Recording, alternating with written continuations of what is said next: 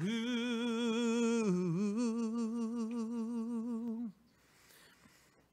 Well, I learned as a child there's two ways to see the world as it is and the way it could be. Some people say that's just not my problem. Some people do what must be done. Oh, they see the hole in the fabric that must be sewn. They see the way blockaded and they roll back to stone. They see the day beyond the horizon and they do what must be done. Yes, some people do what must be done. Well, they do what must be done.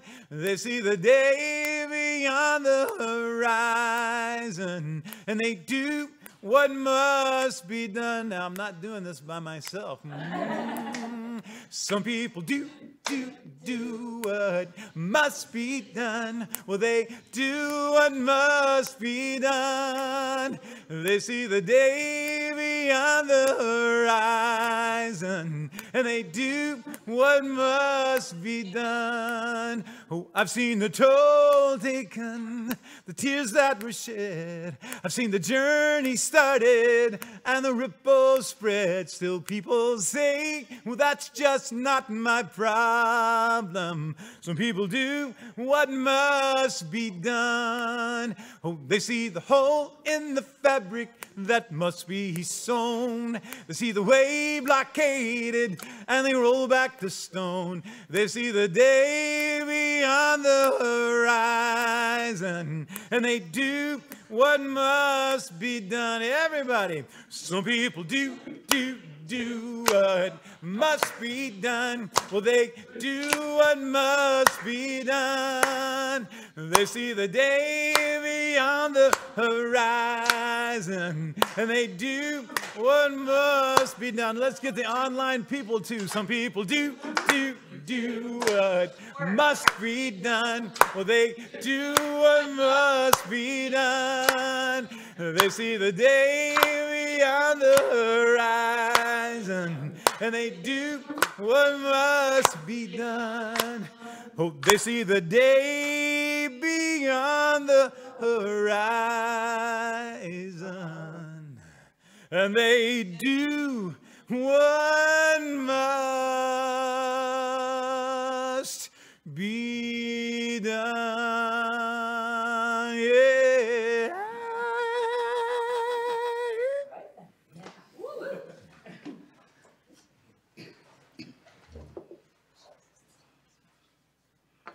Welcome. February, Black History Month.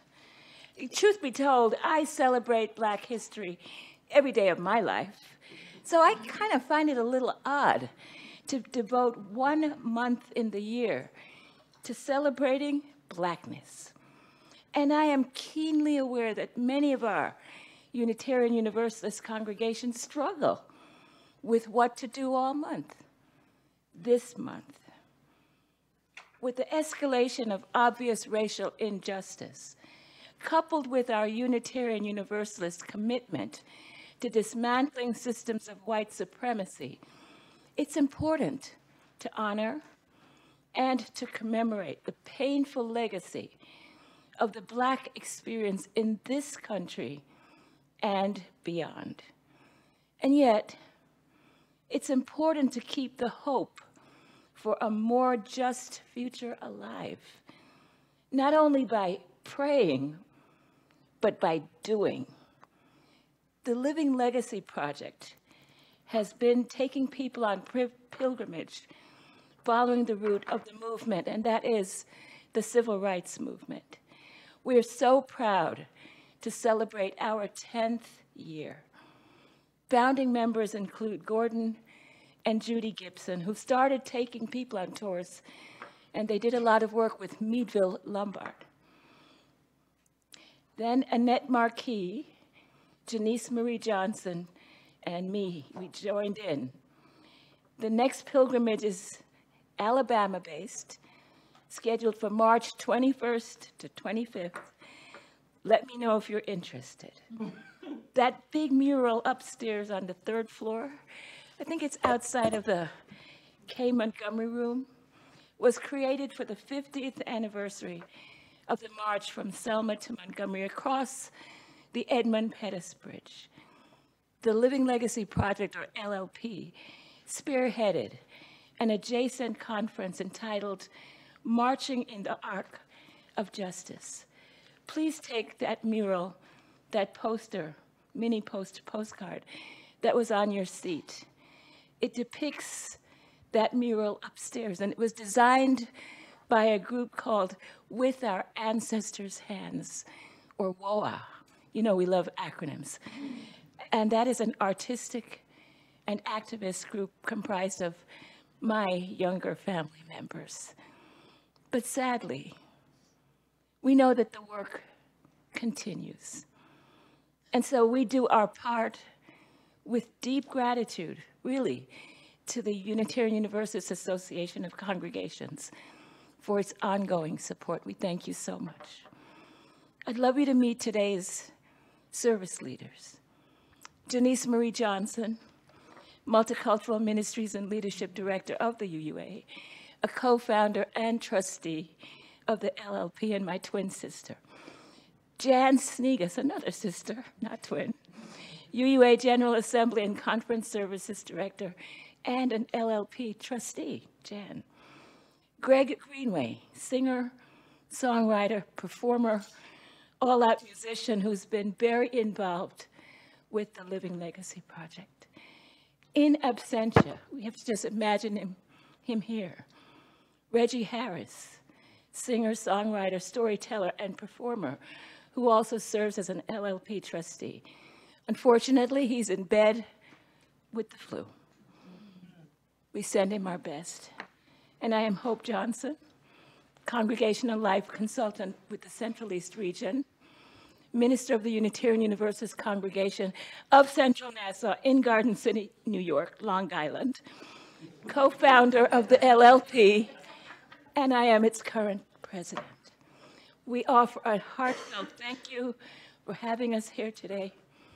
There's one more person, Jim Sargent, UUA Health Plan Director, who helped us with all of the coordination for today's service. Thank you, Jim. For the lighting of our chalice, let us learn from the strength and tenacity of our ancestors in their struggle for survival and equity. Let us see the present as it really is. And then let's do what Congressman John Lewis has been saying to us over and over again. Get in the way. And let us work towards a future transformed by our, not care, our stick-to-itiveness and our unwillingness to bow down. Our opening hymn is Kumbaya. According to a recent New York Times article by John Elligan, this hymn is a song that was first sung by the Gullah Geechee, whose ancestors were brought here to this country's southeastern coast. They came from West Africa. Kumbaya means come by here. It's not just about holding hands and singing Kumbaya. It is a call to God to come and help the people as they face oppression. And my friends, it is as relevant today as it was back then. Let us rise in body or in spirit as we sing together. Kumbaya.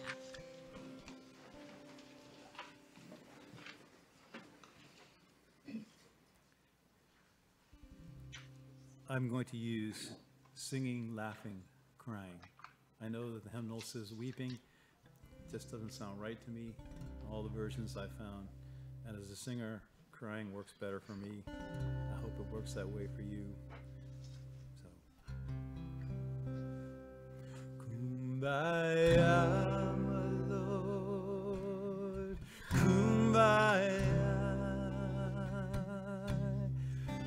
Kumbaya, my Lord, Kumbaya, Kumbaya, my Lord, Kumbaya,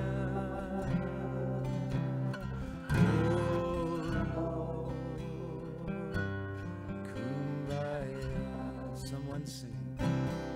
Someone singing, Lord, Kumbaya.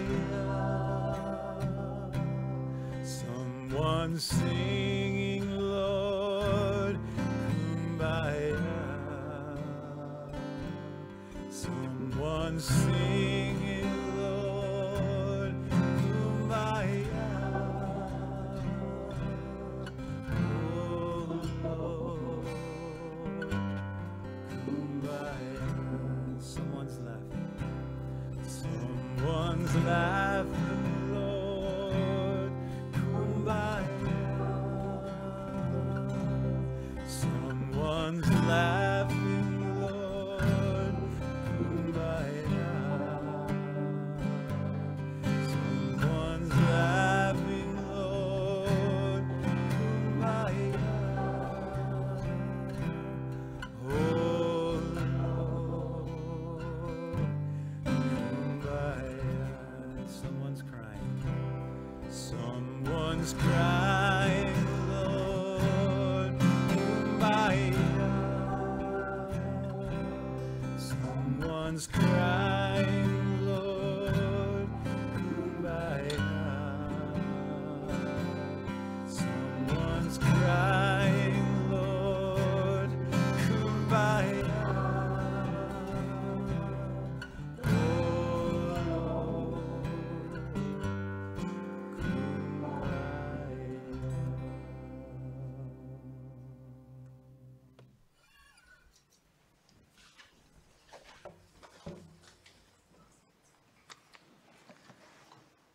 Our first reading is Together in Hope by Stephen Schick.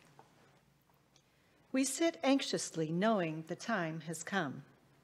Nervous fingers chisel doubt across our brows. Impatience draws fear on tight lips.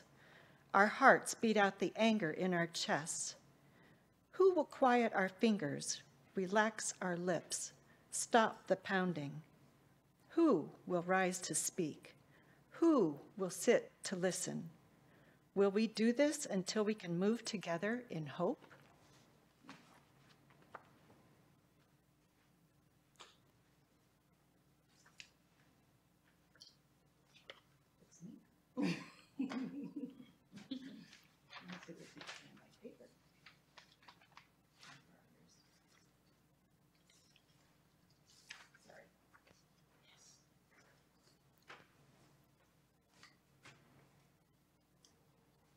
From the light of our chalice, we light 2 other candles in recognition of Black History Month and all it encompasses. The first candle is a candle of memory.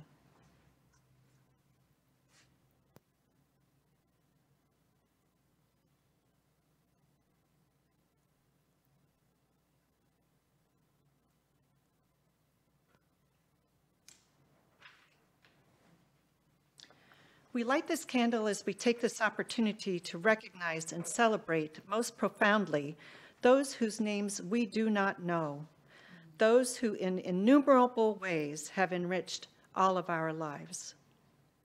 In addition, we honor Mrs. Fannie Lou Hamer, who fought for the right of Black folks to vote.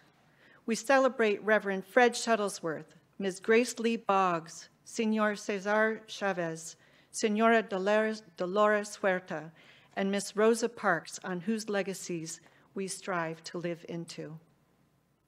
We honor the Reverend James Reeb, Mr. Jimmy Lee Jackson, and Ms. Viola Liuzzo. We treasure Mr. Baird Rustin, whose voice could not be silenced. We celebrate our living bridge builders, including Congressman John Lewis and the Reverend Dr. William J. Barber II.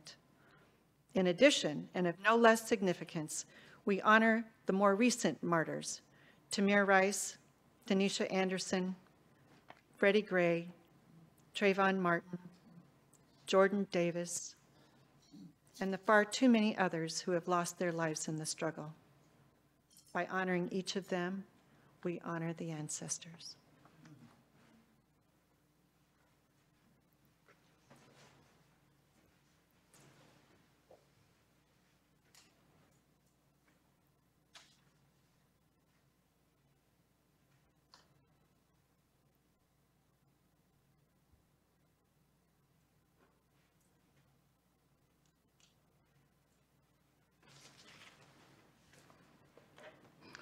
The second candle is a candle of hope, honoring those who otherwise would not be positively acknowledged in this, our collective white supremacist culture. This candle represents the magnificence of Black culture, exemplified most especially by everyday folks, folks whose names we simply do not know and will never know. Unstoppable, tenacious folks making a difference by demanding equality and equity. We celebrate artists, scientists, writers, politicians, educators, religious professionals, and so many more. The candle of hope honors the courage and conviction of Opal Tometi, Patrice Cullors, and Alicia Garza, the three fierce women who sparked the Black Lives Matter movement. It honors Miss Lena Gardner and the leaders of the Black Lives of Unitarian Universalism. It honors as well Black trans activists, including Ash Williams, Monica Roberts, and Elle Hearns.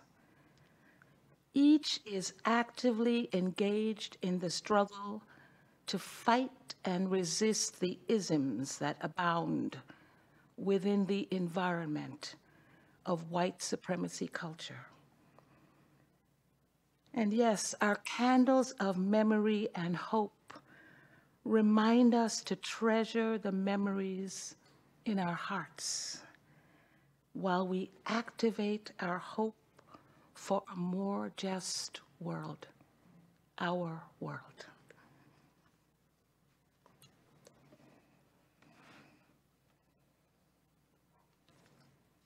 I want you to get comfortable. I hope you weren't uncomfortable, but get comfortable. As we listen to Miss Maya Angelou's words from On the Pulse of Morning. History, despite its wrenching pain, cannot be unlived, and if faced with courage, need not be lived again. Lift up your eyes onto the day breaking for you. Give birth again to the dream. Women, children, men, take it into the palms of your hands. Mold it into the shape of your most private need. Sculpt it into the image of your most public self. Lift up your hearts.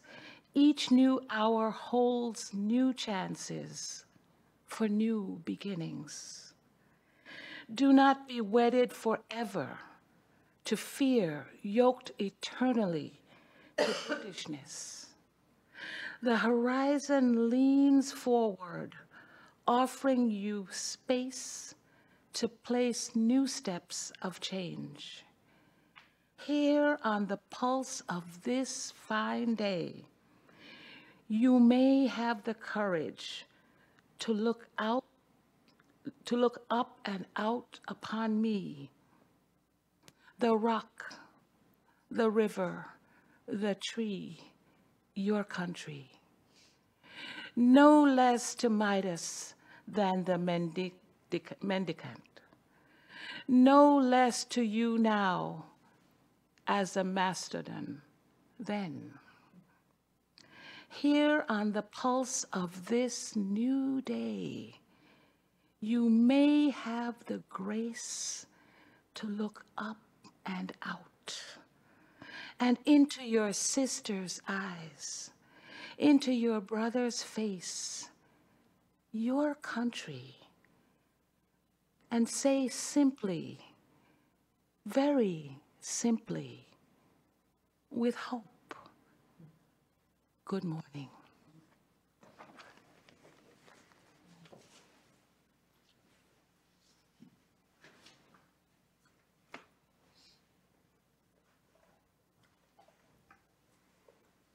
Good morning. I'm Greg Greenway. I'm one half of Deeper Than the Skin. Deeper Than the Skin is a presentation that came from the friendship of 30 years that I've had with Reggie Harris, and it's so weird to be here without Reggie. Do you know Reg? Oh, yeah. You must have heard him laugh. Reggie and I have been friends from the second we met. And from almost the first second we met, we were able to talk about race. We have peculiar upbringings together.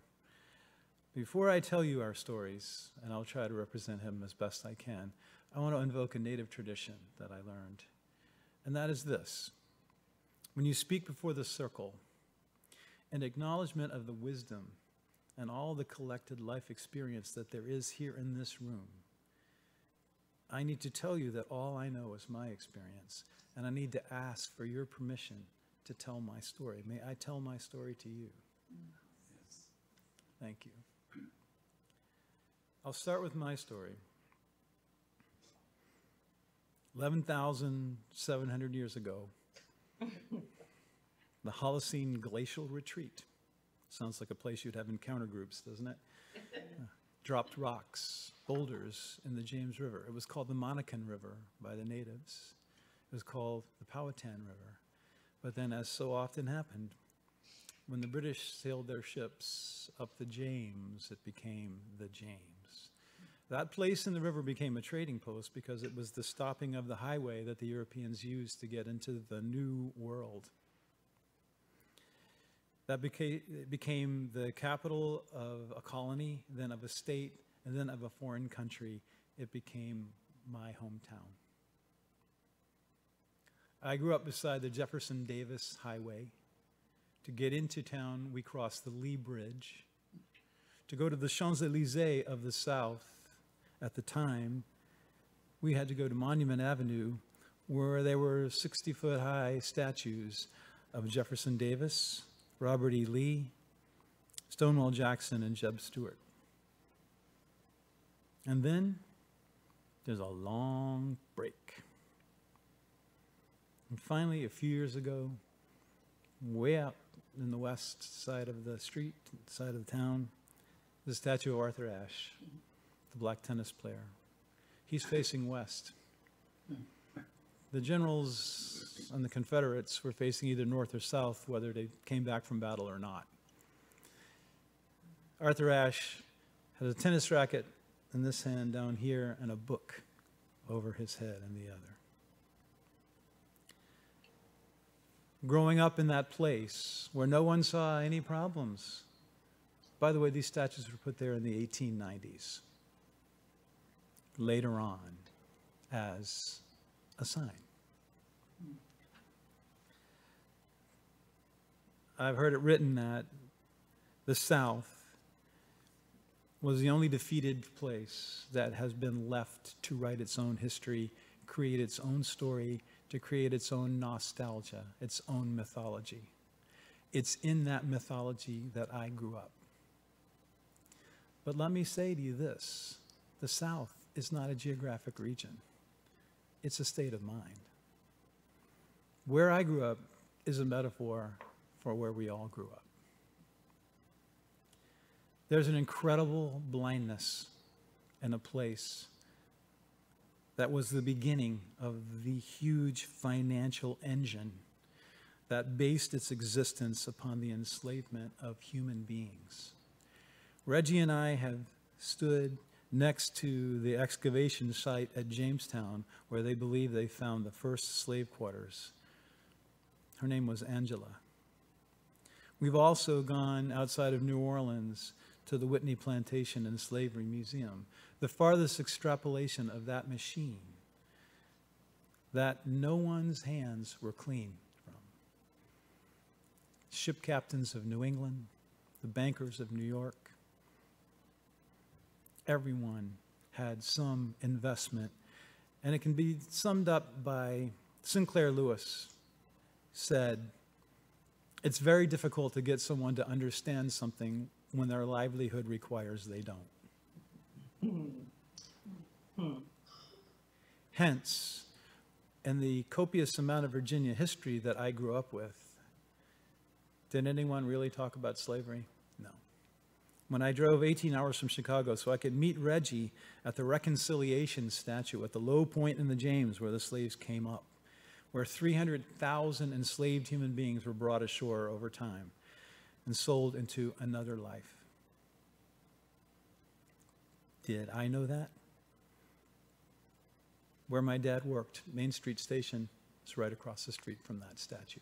Did my mother, my father know this history? Absolutely not. Whitewashed. No better verb for it. Because no one wanted to acknowledge the machine that they had ridden to where we are. America's existence relied upon this machine. In 1850, cotton was the largest export of the United States. It was larger than everything else. In the beginning, it was tobacco. That's what allowed the United States to exist. So you would imagine that would be a big part of the history, but no. No, I wasn't told anything about this. But fortunately, I was born at just the right time. 1 foot in the Old South, 1 foot in the times they are a-changin'. My brother went to college. He came back, he brought home 2 records. Remember those records? You put them on a turntable, you put a needle on them. My first musical hero was a man named Richie Havens from Bedford-Stuyvesant, New York. A man who played a guitar like a drum. His voice, I'll never forget. He sang a song called The Clan.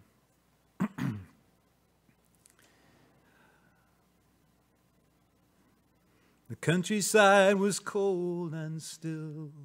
There were 3 crosses on the hill. Each one wore a mask of white to hide his cruel face from sight. And I cried, Mother, I feel a stabbing pain. Blood flows down like summer's rain, summer's rain. 12 years old, the youngest of 3 boys. The youngest can always identify with the least powerful person in the room. Always.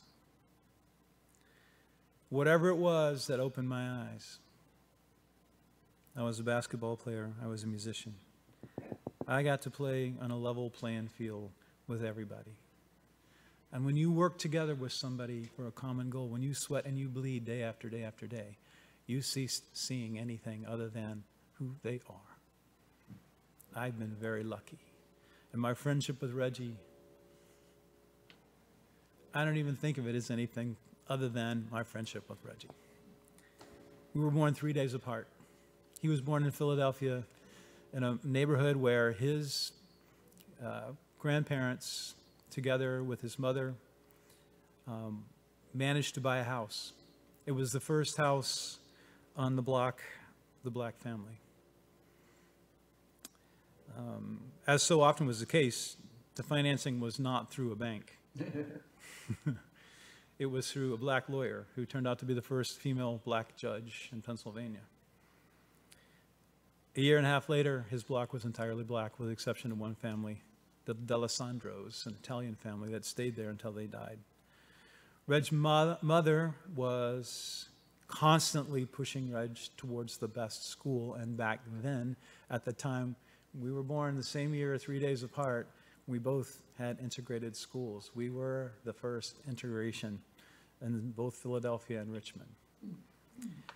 And so his mom said, you're going to the better school, which almost always for Reg meant a couple of bus rides, sometimes a subway ride, a long thing, and they were all dumped in the same schoolyard together. Black kids, white kids, very few Hispanic kids. He said the fights were legendary, but they were left to figure it out themselves. No one told them they were integrating the Philadelphia school system. But his mom always pushed him to better schools, and better schools almost always meant on the edge of the white neighborhoods. And so Reggie has spent a lot of his life being the only black in a very white setting. And only he can tell you, truly, when you see him tell it, I can only give you the words. He can give you the heart of it. Later on, he found his aunt. They had a family reunion. His aunt did a family history. She was inspired by Roots, and this was back before there was Ancestry.com, so she really had to do some work. And she presented the entire family with books of their past. And amazingly enough, Reggie's ancestor is from the West Indies. She came up the James River. She was sold to a plantation in Ashland, Virginia, just outside of Richmond. The master of that plantation, as white men were allowed to be at the time, all-powerful. He was, I believe, a colonel in the Confederate Army. He was a legislator. He also was the beginner of Reggie's bloodlines in the New World. 5 children he had with Bib Hanna. And Reggie found this out sort of circuitously, and someone went to school with his white cousin and said, Reg, would you like to meet her? And he kind of said, yeah, sure. It took 2 years to get her phone number. It took him 3 weeks to dial the phone because he had no idea what he was going to hear on the other end. And the first thing he heard was, where have you been? You were supposed to call me 3 weeks ago. How old are you? And he told her, and she said, good, because you're my younger cousin and I can boss you around. That's Lisa. Lisa also met us at the Reconciliation statue. So there we were. Lisa took Reggie to Hickory Hill, the plantation in Ashland, Virginia, where his ancestry came from.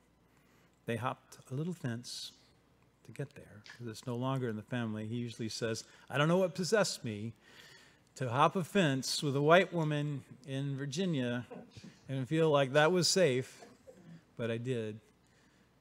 And they walked through this with all the clouds of the past. His song, Hickory Hill, which will be on his new CD, which I happen to be co-producing with him, is astounding. Astounding. So our roots, amazingly, are so close. I grew up in the James River. There's 2 weeks in the August of Virginia where you don't want to be alive. 1,000,000% humidity, so hot. The only hope was the river. I waded in that river free. His ancestry came up that river in chains. But we found each other. We found each other through music and mutual respect. What I can't ever tell you right now is what his voice sounds like.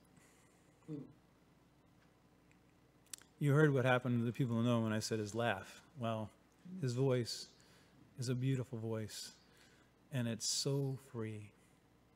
It is so free. It's an accomplishment.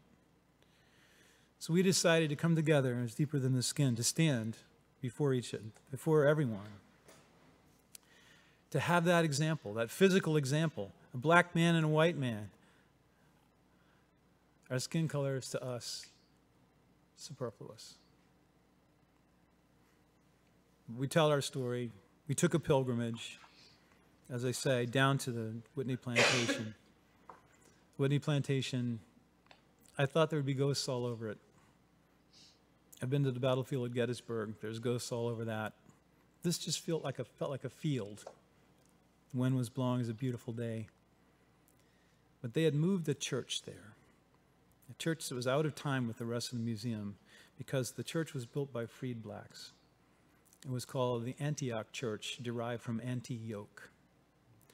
They built this church in order to be sanctioned so that they could actually have proper burials. In that church, an artist named Woodrow Nash did 40 statues, individual, of the children who were present on that plantation at the time of emancipation.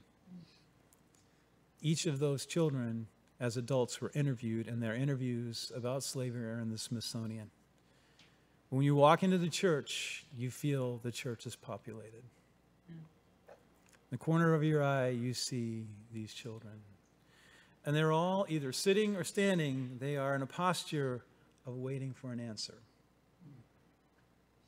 The children on the ground are seated like you'd be seated in a circle at school, waiting to hear. And what we both felt, Reggie and I felt, what they were asking us, what would emancipation be like? What would it be like to be free?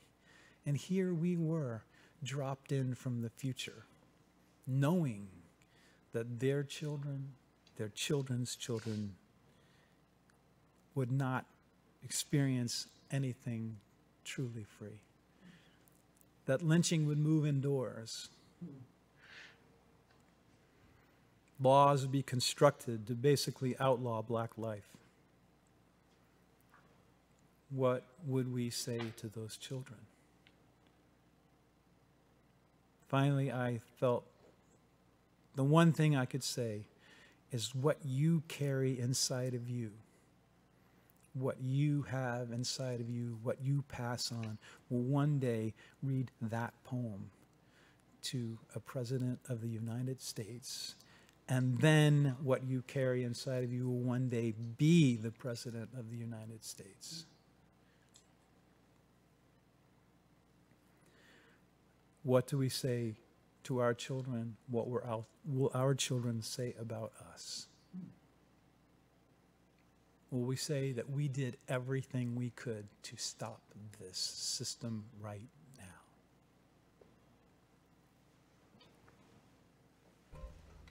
The conference that we went to, Marching in the Arc of Justice, it was a brilliant experience. It was remarkable. So many of the names that were read off, we met in person. Incredibly.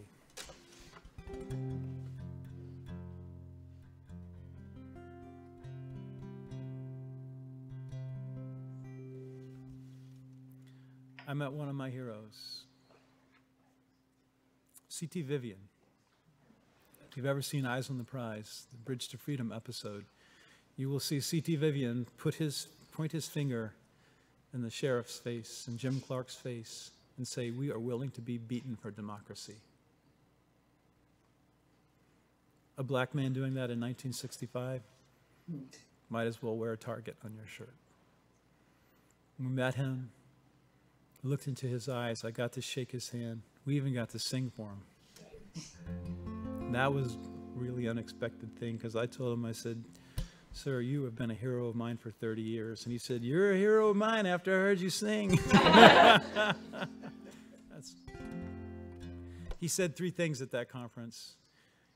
It was clear to them that they were all a part of something larger than themselves, that they had fantastic leadership, and that it was all done in the name of love.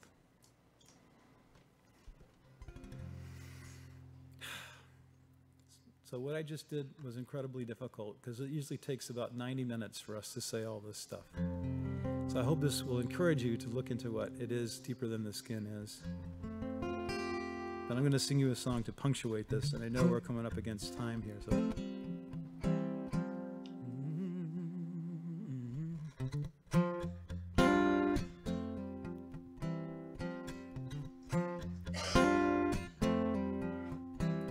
When I get tired, it's like I was dropped into the sea. You could swim your whole life and be nowhere you want to be. Everyone gets tired, and the water is so wide. Well, then somebody comes and shows you. They show you the other side, the other side. There was a little man, barefoot and frail. He took a walk down to the Ganges. He took a lion by the tail. He made a way out of no way. One by one they saw the truth. He was ready when they told him. They said, history chooses you. We see so far. In the name of love we are standing on. In the name of love, the shoulders of giants. One more in the name of love.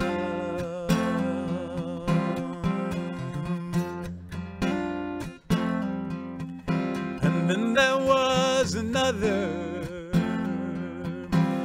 lion and a lamb. He walked into the heart of darkness, into the streets of Birmingham. He made a way out of no way. One by one we saw the truth. He was already on the mountaintop when they said, Memphis chooses you. We see so far. In the name of love we are standing on. In the name of love, the shoulders of giants. One more in the name of love.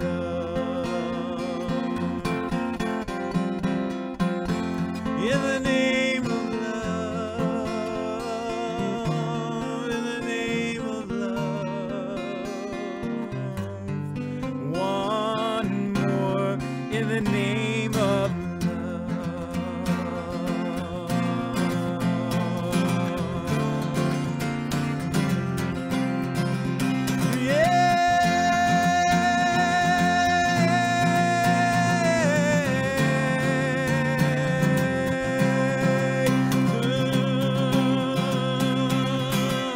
Early morning, April 4th, shots rang out in the Memphis sky. Free at last, they took your life. They could not take your pride. In the name of love, one more in the name of love. In the name of love, one more in the name of love. In the name of love.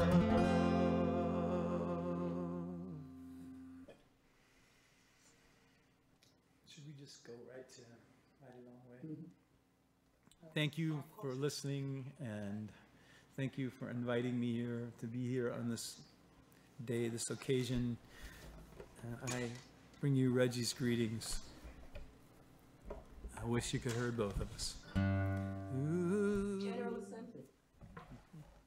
General Assembly. Yeah, that's right. Exactly. Ooh.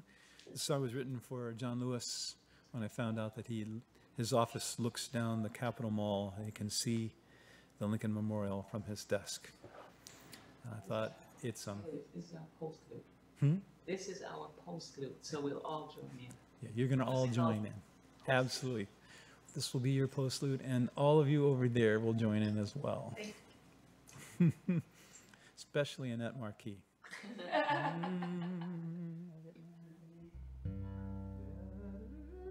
Oh, it's a mighty long way, ooh, from over yonder. Ooh, it's a mighty long way, ooh, from there to here. We're gonna take it, oh yes, one step at a time, so that we can make that walk from there to here. Here's how it works. It's a mighty long way, it's a mighty long way, from over yonder, from over yonder. It's a mighty long way, it's a mighty long way, from there to here. We're gonna take it, oh yes, one step at a time, so that we can make that walk from there to here.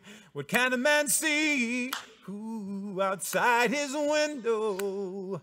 It's a whole lifetime from there to here. And all those people who gave their sweat and their blood so that he could make that walk from there to here. Oh, it's a mighty long way, it's a mighty long way, from over yonder, from over yonder. It's a mighty long way, it's a mighty long way, from there to here. We're gonna take it, oh yes, one step at a time, so that we can make that walk from there to here. Now when you got a dream, you got to stand up and shout it loud and clear. What's that I'm hearing? It's the voice of the people singing that we will make that walk from there to here. Oh, it's a mighty long way, it's a mighty long way, from over yonder, from over yonder. It's a mighty long way, it's a mighty long way, from there to here. We're gonna take it, oh yes, one step at a time, so that we can make that walk from there to here. So that we can make that walk from there to here. So that we can make that walk from there to here.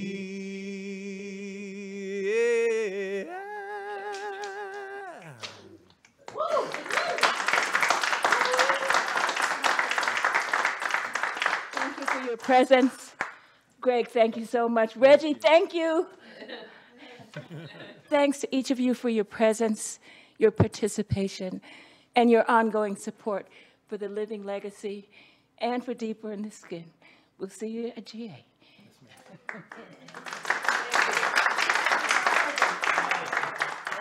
Thanks, Paul. We know we went over, but thank you so much. This is such important work. Thank you. Thank you.